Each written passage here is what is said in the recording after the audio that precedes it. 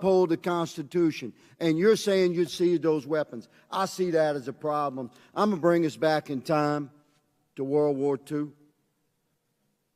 America's population, 140 million. 15 million American men came home from World War II with deep scars and significant skills. They bore the invisible wounds of war. And there was weapons everywhere. We'll talk about mental challenge. My father was one of those men who was a Navy pilot in World War II. He came back from the war and built his family. I'm the seventh of his 8 children.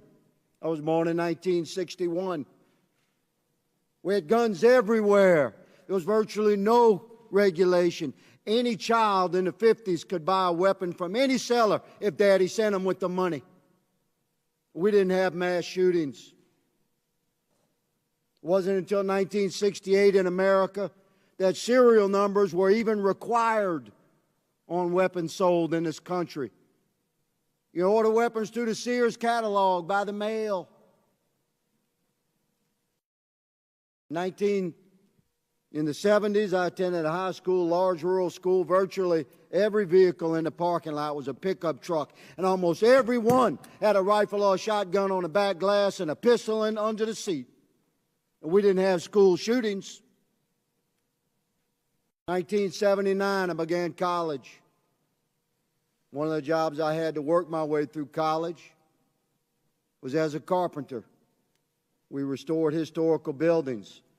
We had to determine in the process of that work what was the original cuts of these homes, residential homes built 75, 85, 100 years ago. You could tell by the saw cut if it was a mechanical cut, an electric cut, or a hand cut. By such observations, we knew exactly how that house was originally built. And to my amazement as a young man, beginning college in Louisiana, working, to my amazement, you know what I discovered, Madam Chair?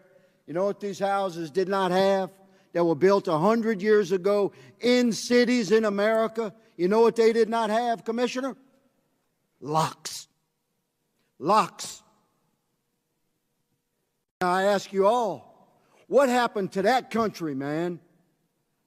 A country where homes were built in cities with no locks. A country where guns were everywhere and virtually not regulated at all. Where millions of Americans, 14 million Americans came back. It's 11% of the population at the time after World War II with incredible skills of war and weapons of war, as you called them, everywhere. But we didn't have mass shootings.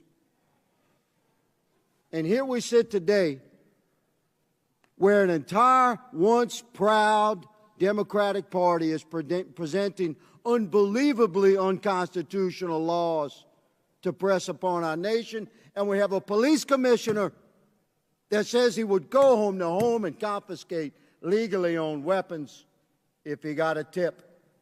Madam Chair, I yield my speech, but I will not yield my opposition to these unconstitutional laws.